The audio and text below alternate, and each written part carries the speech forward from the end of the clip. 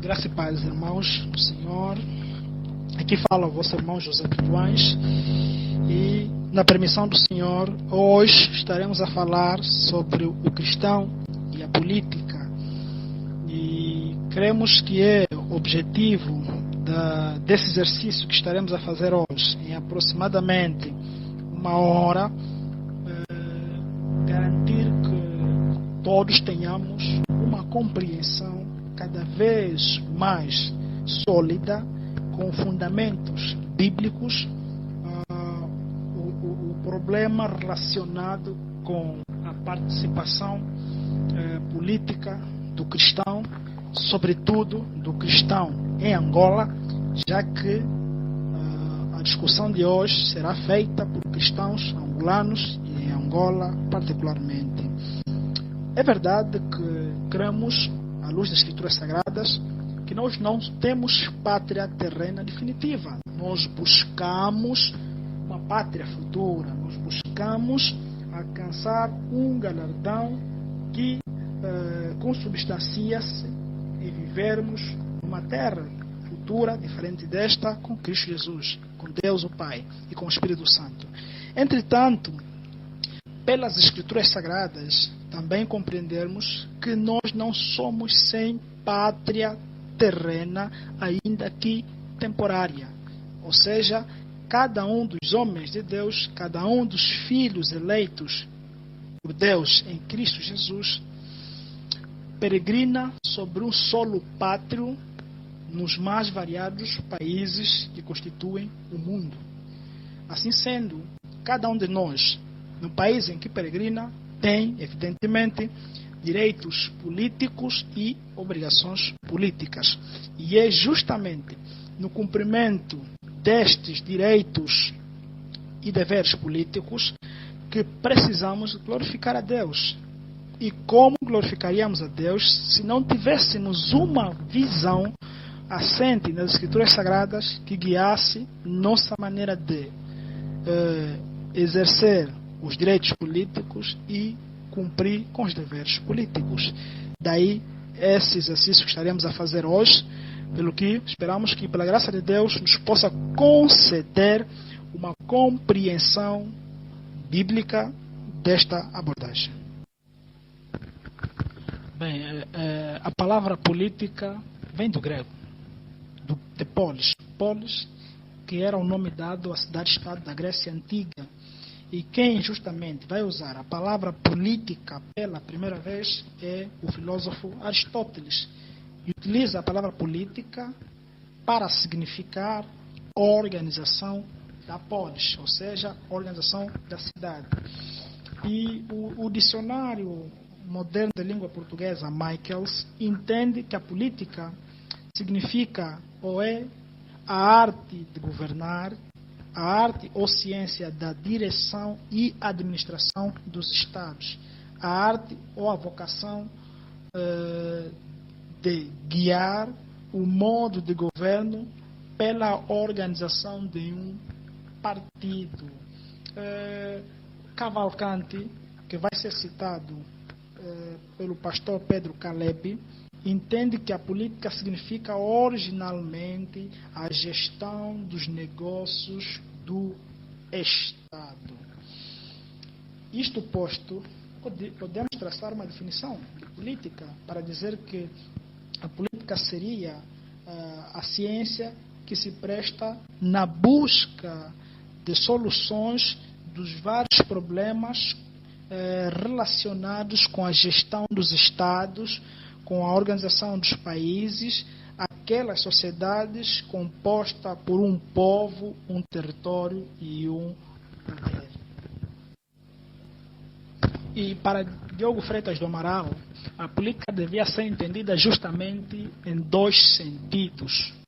No primeiro sentido, a política seria aquele conjunto da atividade humana que os homens denominados por políticos servem-se para a organização e o exercício do poder de um determinado país através da gestão dos interesses coletivos deste determinado povo isto é, os interesses coletivos de um país, de uma província, de um município, de uma comuna e por aí abaixo.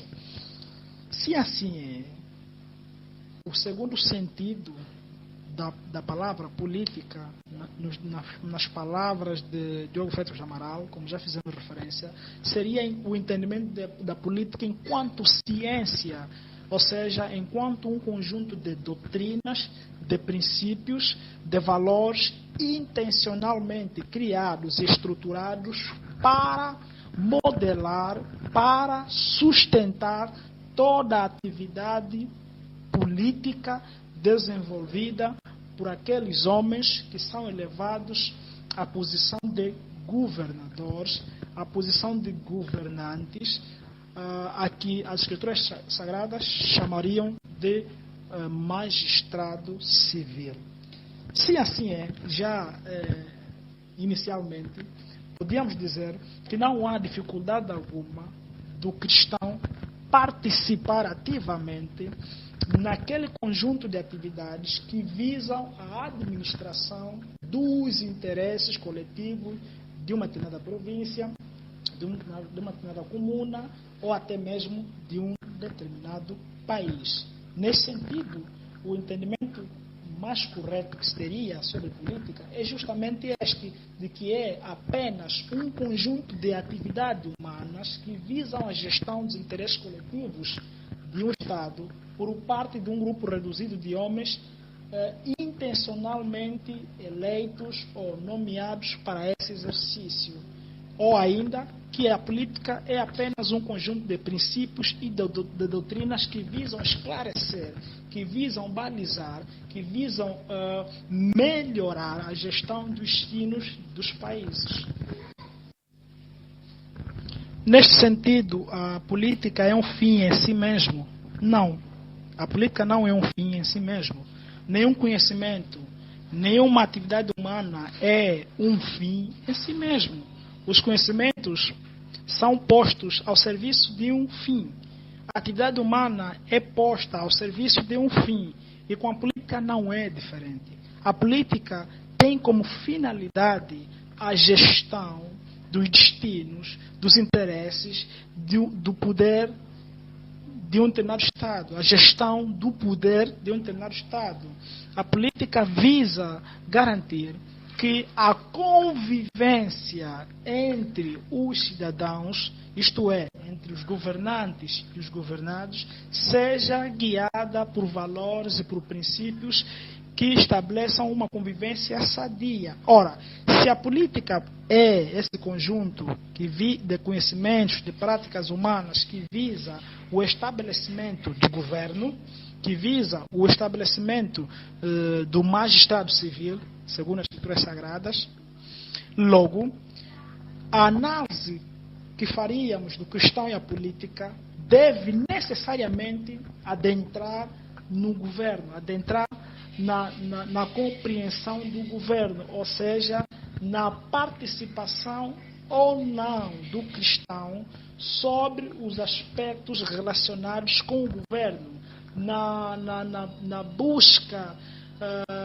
pela análise eficiente dos cristãos sobre o governo. Aliás, até porque a política só existe para a coordenação, a organização, o funcionamento do governo, na relação tripartida entre o Estado, o povo e o governo. Assim sendo, toda a nossa análise no tema o cristão e a política vai estar dentro da busca por compreensão sobre, primeiro, o que é o governo, qual é o papel do governo, como deve funcionar corretamente um governo e qual deve ser a atitude do cristão em face do poder político, ou seja, do governo. O que seria então o governo? Bem, nas palavras de Santo Agostinho, o governo é um mal necessário. Isto é, o magistrado civil foi feito necessário devido à queda do homem e o propósito principal dele, isso é do Estado, é punir os malfeitores, à luz de Romanos 13, 1, 7 e 1 de Pedro 2, 13 a 17, este Estado é ainda necessário para a manutenção da justiça na relação entre os homens, e nesse sentido é ministro de Deus, tal como explica a Confissão de Fé de Westminster, isto é, no seu capítulo 23º, e passo a citar: Deus, o Supremo e Rei de todo o mundo, para a sua glória e para o bem público, constituiu sobre o povo ministros civis que lhes são sujeitos, e a este fim os armou com o poder da espada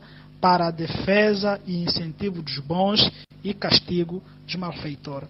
Isto quer dizer o quê? Quer dizer necessariamente que o governo é aquela instituição humana, isto é, o conjunto de instituições públicas dirigidas por cidadãos nomeados, indicados ou eleitos para a assunção do poder institucional, gerirem os destinos coletivos através da oferta de uma gama de bens e serviços públicos.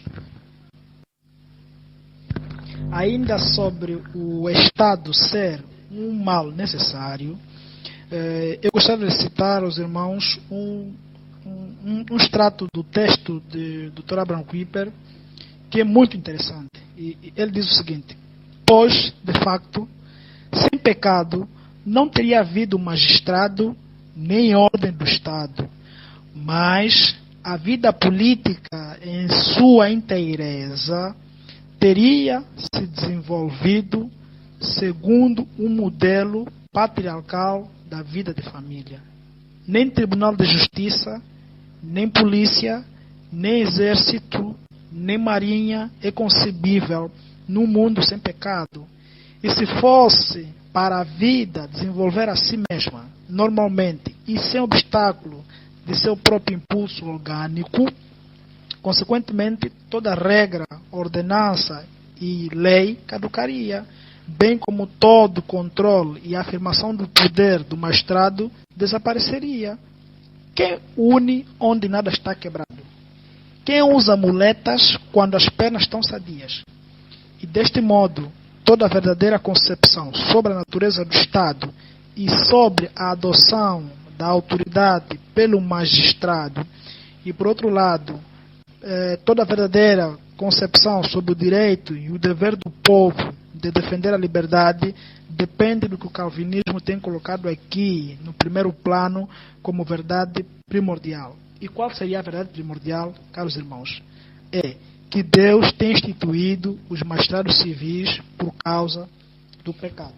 Ou seja, o entendimento que devíamos ter sobre a necessidade da existência do governo é precisamente por conta do pecado, porque os homens são pecadores, e os homens pecadores não conseguiriam, não seria possível uma convivência entre eles sem a existência de um ente, de uma autoridade que declarasse o direito, que declarasse a justiça quando houvessem atos de violência, atos de injustiça. E para demonstrar aos irmãos que, de fato, o magistrado civil, o governo, só existe por conta do pecado humano, ou seja, que Deus, na verdade, revelou na consciência dos homens a necessidade de se organizarem em volta de um poder governamental por causa do pecado, eu gostaria que analisássemos 4 aspectos do pecado humano.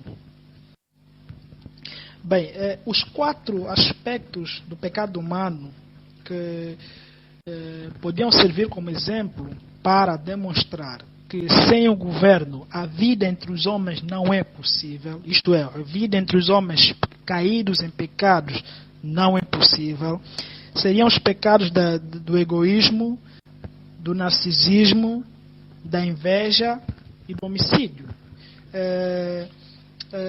Em que sentido o homem nascido de Adão é egoísta?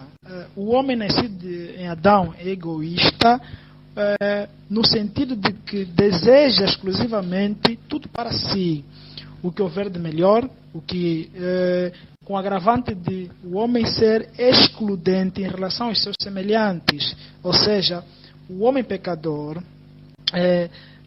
deseja sempre que todas as coisas girem em volta de si. E isto fica evidente no usufruto de algum bem. Se há um rio, se há uma árvore frutífera, se há um recurso mineral precioso, o homem quer necessariamente apenas para si esse conjunto de bens. E raramente, do ponto de vista natural, sem a graça de Deus, permite que os demais homens usem dos mesmos meios para satisfazer as suas necessidades, tal qual ele deseja satisfazê-las. E mesmo isso, essa compreensão é já antiga entre o povo de Deus. Tanto é assim que Santo Agostinho, que foi citado por Diogo Freitas do Amaral na História das Ideias Políticas, deixa um texto interessante. Santo Agostinho dizia: os homens com apetites perversos e depravados se tornaram como peixes, devorando-se uns aos outros. Os apetites do homem pecador são, aliás, insaciáveis. A obtenção de um bem não satisfaz. A seguir a um, vem outro, e outro, e outro, numa cadeia incessante, a que só a morte põe termo. Por isso estamos a dizer, irmãos, que o hábito de uso e usufruto dos bens, no sentido do estritamente necessário, que ia permitir o igual acesso aos demais homens, deixou de ser um desejo normal do homem, por conta do orgulho. E mesmo quando já o homem se encontra satisfeito em relação a um bem, ao ver o seu próximo com a posse de outro bem, o quer logo para si. Bem, o que acabamos aqui de referir ocorre, por exemplo, nas situações em que o homem cobiça a esposa do outro, mesmo tendo já seu cônjuge, né? Por exemplo, o homem tem um terreno e ainda quer o terreno do outro, mesmo dispondo já de um. O mesmo ocorre em relação a outras relações. Por isso é que Deus, lá em Êxodo, quando deu o decálogo, quando deu os 10 mandamentos, né, ao povo israelita no deserto, no 7º mandamento, o Senhor proíbe logo o adultério, porque o Senhor sabia que os homens nascidos de Adão não satisfazem, mesmo estando num casamento, mesmo tendo uma parceira, querem logo, ao ver as coisas do seu próximo, querem para si, e são capazes de matar o próximo, por conta do desejo excessivo de terem a esposa do seu semelhante. E isto fica visto, por exemplo, no homicídio que o rei Davi comete. No 8º mandamento deste decálogo, Deus proibiu, por exemplo, o roubo, a subtração de coisa alheia. Por quê? Porque o homem não satisfaz com o que tem, quer tudo para si. E esse desejo excessivo de querer tudo para si coloca em risco a relação dos homens numa determinada sociedade. Porque não é possível uma convivência sadia entre os homens, onde cada um deseja incessantemente o que é do outro, onde cada um quer exclusivamente tudo para si, quando deve conviver com os outros, quando as mesmas necessidades que o afligem também afligem aos outros. Aliás, nós aqui em Angola temos exemplos, em África e em Angola especificamente, temos exemplos claros de que o homem egoísta está permanentemente a lutar para excluir o próximo do usufruto dos bens do solo pátrio. Aqui, se olharmos para a história de Ruanda, vamos encontrar lá o homicídio, o genocídio, conhecido como genocídio Tutsi, né? Um genocídio que foi cometido pelos Hutus, em que os Hutus, uma tribo ruandesa, Hutu, decidiu exterminar a população Tutsi. Mesmo em Angola, temos o exemplo da guerra fratricida, aquela guerra que eclodiu depois da independência e que estiveram envolvidos, por um lado, o MPLA e, por outro lado, a UNITA. Por que razão essas guerras, esses conflitos em África existem? Porque há sempre, de um lado e do outro, a ideia de que só há um grupo legítimo a tomar as decisões, a gerência dos bens sobre o mesmo solo, e que nessa gerência não é permitido a partilha a outros grupos, e que devem ser necessariamente os outros grupos excluídos dessa luta. Esse desejo desenfreado de ter só para si todas as coisas é que faz com que exista uma lógica nas relações humanas chamada de lógica da exclusão do outro. O segundo aspecto do pecado humano que não permitiria, sem a existência do governo, uma relação possível entre os seres humanos, e que faria com que a vida entre os seres humanos seria infernal se Deus não tivesse instituído, tanto na consciência humana como na prática, o governo, é justamente a inveja. A inveja consiste no facto de o homem estar inclinado ao desgosto pelo simples facto do seu semelhante prosperar ou por ter posses, não importando que essa prosperidade seja resultante do árduo trabalho. E nisto nasce o desejo excessivo de transferir para si a propriedade alheia. Verdade que fica evidenciada, como os irmãos sabem, logo no primeiro homicídio de que se tem notícia na história da humanidade, isto é, no ato de que resultou na morte de Abel pelas mãos de Caim, o seu irmão mais velho. E por que razão Caim matou Abel, seu irmão mais velho? Conforme está escrito em Gênesis capítulo 4, dos versículos 3 a 8. Por que razão Caim matou Abel? Por inveja, por não ter suportado o facto de seu irmão ter alcançado a aprovação de Deus.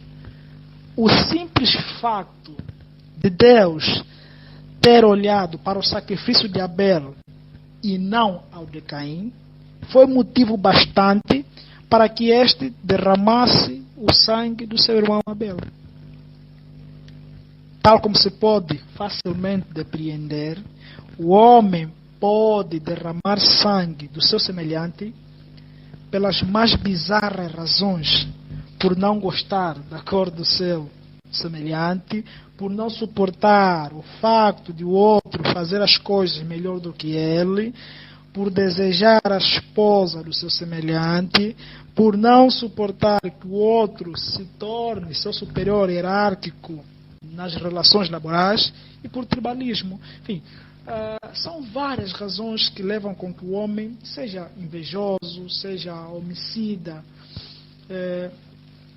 A exclusão do seu semelhante é algo que flui naturalmente do coração do homem, desde o primeiro pecado de Adão. Esses cenários, todos esses, a inveja, o orgulho, o facto do homem ser narcisista, aqui narcisista é no sentido de olhar sempre para si e pretender que só há beleza nele, só há belo nele, só há vigor nele, só há razões que justificam o acesso a um determinado bem nele. Todos esses casos, e o facto do homem ser homicida, estar sempre a tentar, a buscar se livrar dos outros através do homicídio, esses fatos todos fazem com que a vida em sociedade não seja possível sem que exista um ente com poder de dizer basta, com poder de intimidar quem tem esse desejo em seu coração. E esse ente é justamente uma Estado civil. É justamente uma Estado civil. Se nós fôssemos ler Gênesis 4, do versículo 23 ao 24, iríamos perceber que o homem é também desastroso na tentativa de reação contra a mais pequena ofensa que possa sofrer do outro. O texto de Gênesis 4, 23 e 24 trazem-nos a história de Lameque, que chegou a matar um homem só porque este homem o pisou. Quer dizer, o homem pode matar o seu próximo só porque o outro pisou, o outro feriu, o outro pancou. Então, esses cenários todos continuam a fortalecer a ideia de que não Não é possível a vida em sociedade sem um governo.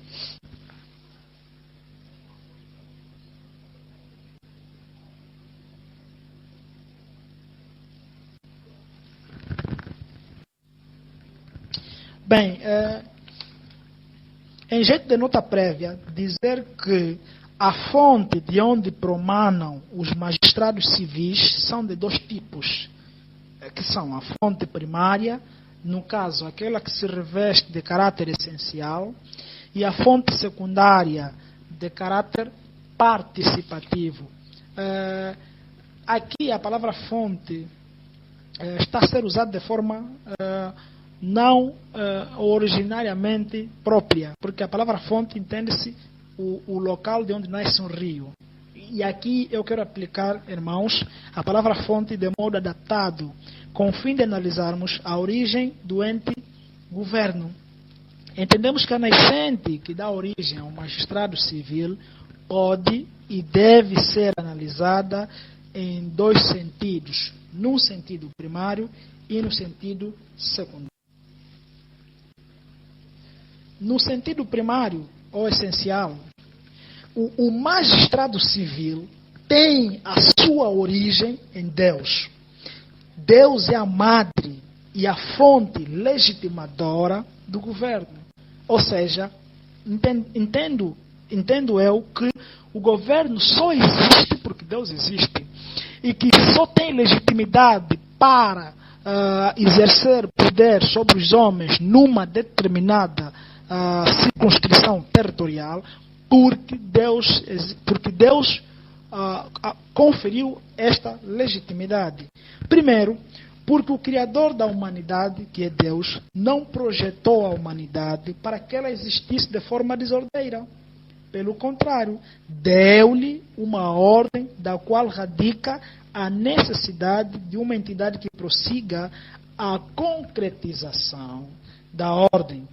Segundo, Deus governa o mundo em todos os seus aspectos e, por conseguinte, o magistrado civil é um executor humano dos decretos divinos para, por meio desta execução, meus irmãos, a justiça de Deus se manifestar na ordem, na medida em que uma vida caótica nas sociedades humanas não pode produzir justiça alguma.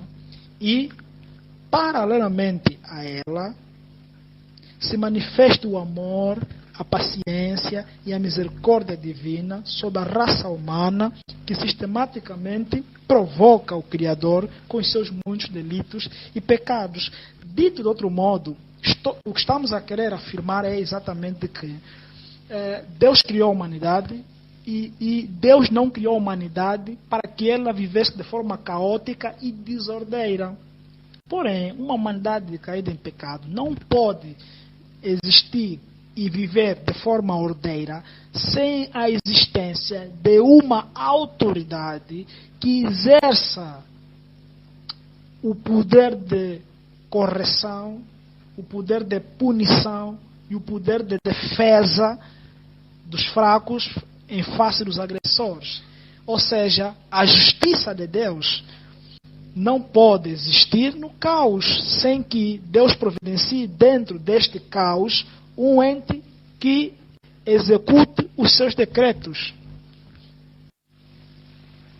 Por isso eu corroboro com as palavras do pastor John MacArthur quando afirma no seu livro Homens e Mulheres, isto é, na página 36, o seguinte: seja na escala humana ou divina, a submissão e a autoridade são elementos indispensáveis na ordem e no desígnio de Deus. Nenhuma instituição, porém, até mesmo a igreja, pode funcionar sem um sistema de autoridade e de submissão.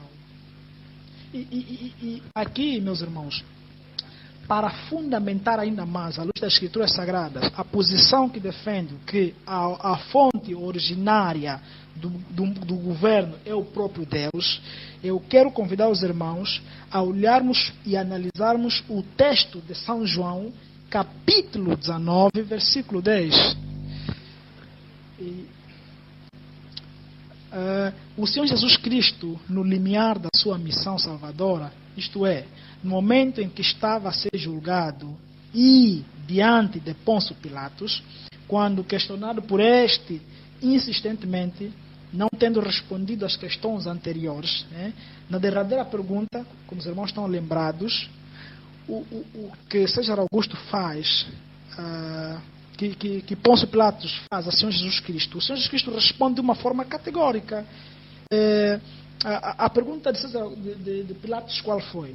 A pergunta foi: não sabes que tenho poder para te libertar e para te condenar? A esta pergunta, o Senhor Jesus Cristo respondeu de forma categórica e veemente. E a resposta do Senhor Jesus Cristo foi: nenhuma autoridade terias sobre mim se de cima não te fora dado. Reparem, caros irmãos, que o Senhor Jesus Cristo tem efetivamente noção que César Augusto que havia nomeado Pôncio Pilatos para governador da província colonial de Israel. Quem nomeou para Jerusalém, para Israel, a governador Pôncio Pilatos foi efetivamente César Augusto. E o Senhor Jesus Cristo dominava efetivamente essa realidade. O Senhor Jesus Cristo dominava que César Augusto, que era na altura o imperador romano, havia nomeado Pilatos como governador naquela colônia. Mas ainda assim, o Senhor Jesus Cristo diz que antes disto, essa autoridade de governador que Pilatos tem é uma autoridade que ele recebeu efetivamente de Deus. É nisto em que encontro alguma sustentabilidade,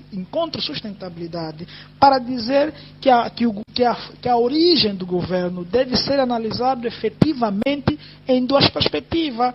Uma perspectiva essencial em que Deus é quem determina, Deus é quem estabelece, e outra na perspectiva secundária, como é o caso da eleição, da nomeação, da aceitação entre pares de um homem como dirigente entre os seus semelhantes.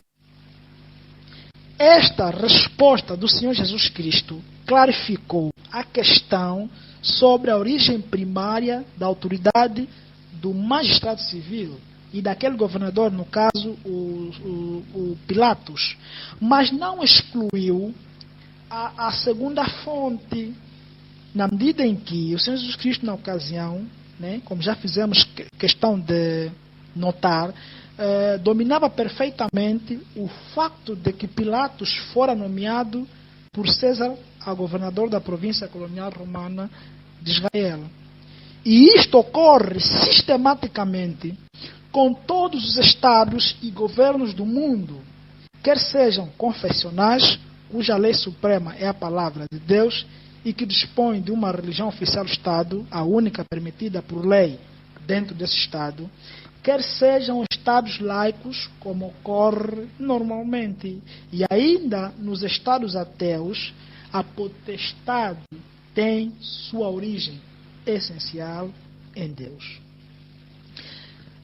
As Escrituras Sagradas no Antigo Testamento evidenciam este fenômeno com várias passagens, ocorrendo tanto com o antigo Estado confessional de Israel, tanto quanto com os antigos estados gentílicos laicos da Babilônia e da Pérsia, que é a atual República Islâmica do Irão, na Ásia.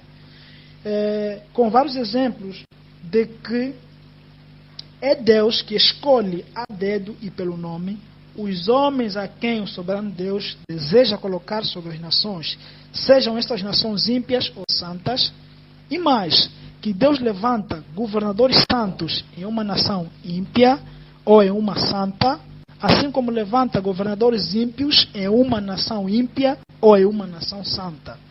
E os irmãos podem confrontar essas afirmações nos textos de 1 Samuel, capítulo 9, do versículo 15 a 17, ainda 1 Samuel, capítulo 10, do versículo 17 a 25, em Gênesis, capítulo 41, dos versículos 37 a 44, em Daniel, capítulo 2, versículos 46 a 48, em Isaías, capítulo 45, do versículo 1 a 7, em Segundas Crônicas, capítulo 36, versículos 22 a 23, e em João, capítulo 19, versículo 11.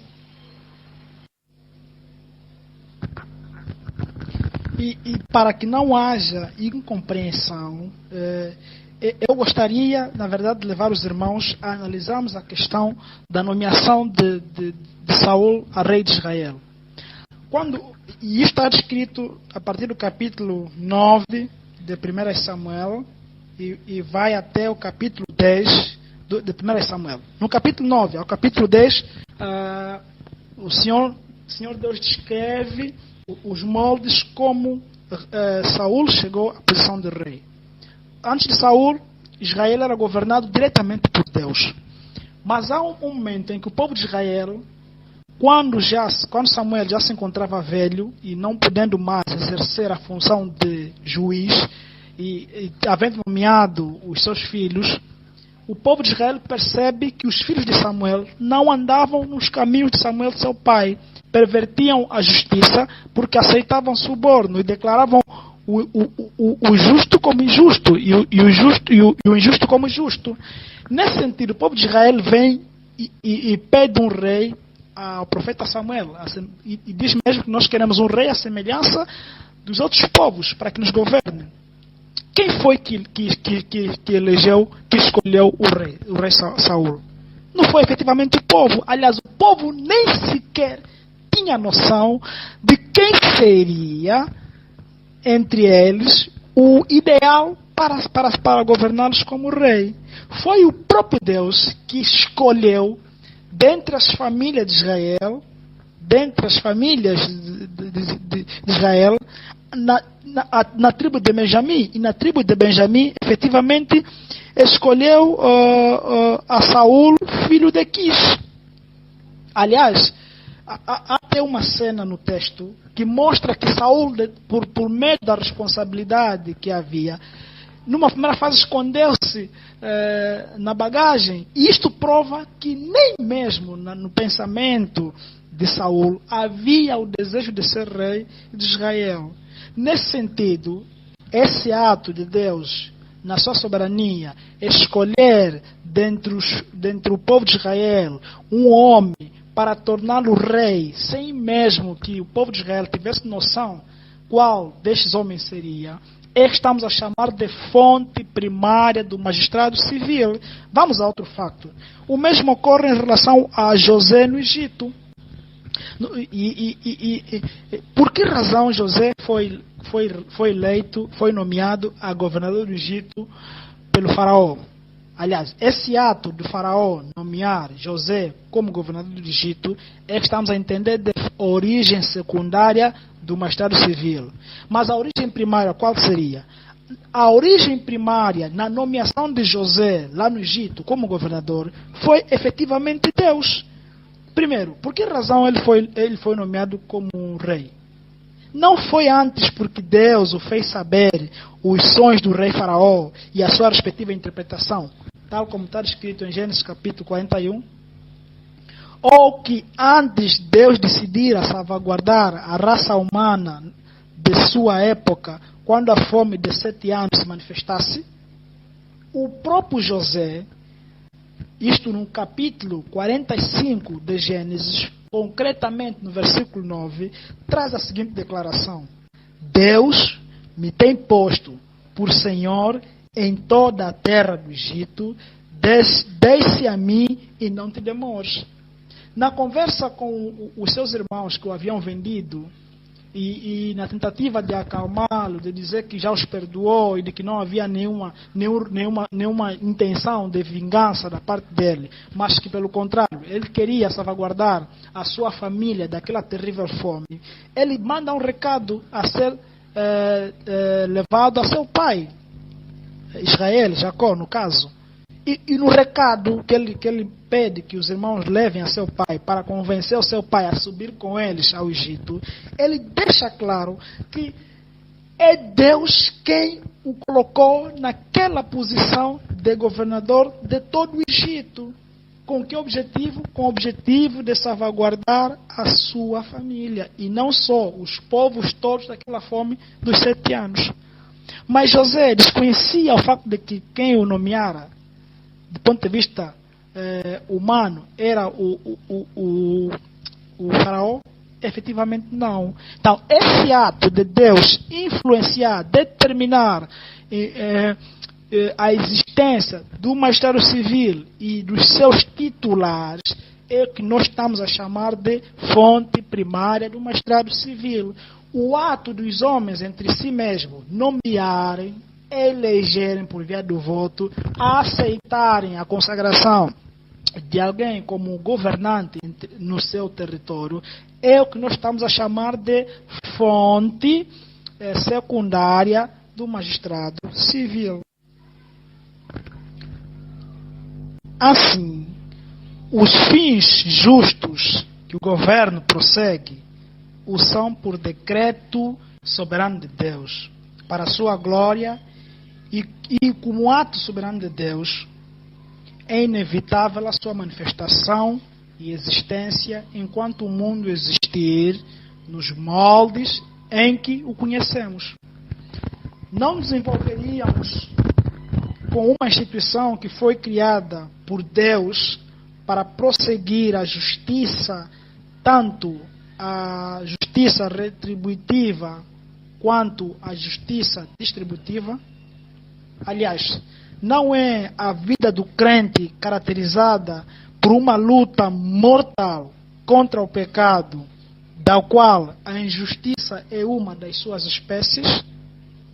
Não é o crente um autêntico praticante de boas obras em Cristo Jesus mediante a fé? Romanos 13:3.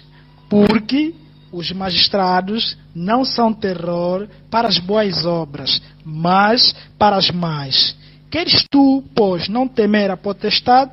Faz o bem e terás o louvor dela.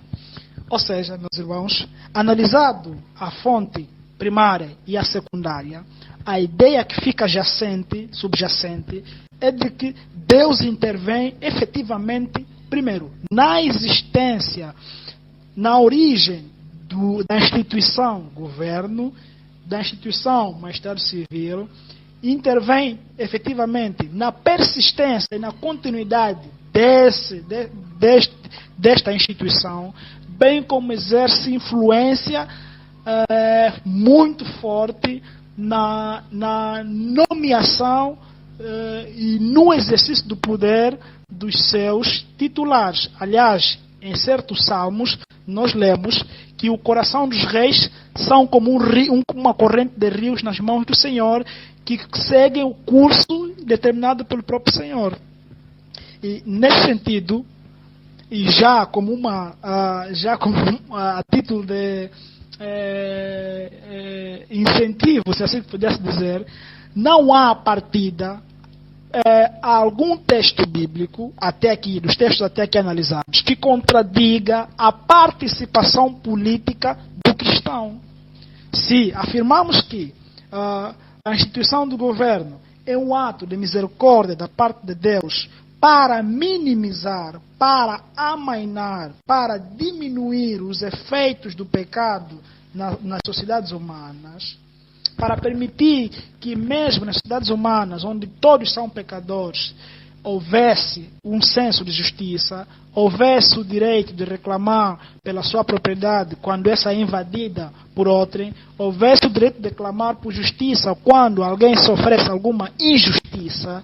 Logo, faz todo sentido que os filhos de Deus que são descritos como a luz que emana de Cristo, como o sal para salgar este mundo que está em trevas, faz todo sentido que essa luz que os cristãos carregam de Cristo também ilumine e adentre nos aspectos relacionados com a governação, com a gestão dos interesses de uma cidade. Aliás, o que estamos a chamar de governação é nada mais senão as atitudes que visam garantir que os interesses de toda uma comunidade sejam acautelados e não sejam postos em causa por interesses particulares de A ou de B. Decisões como construir uma escola, gerir uma escola, construir uma estrada, garantir que os bens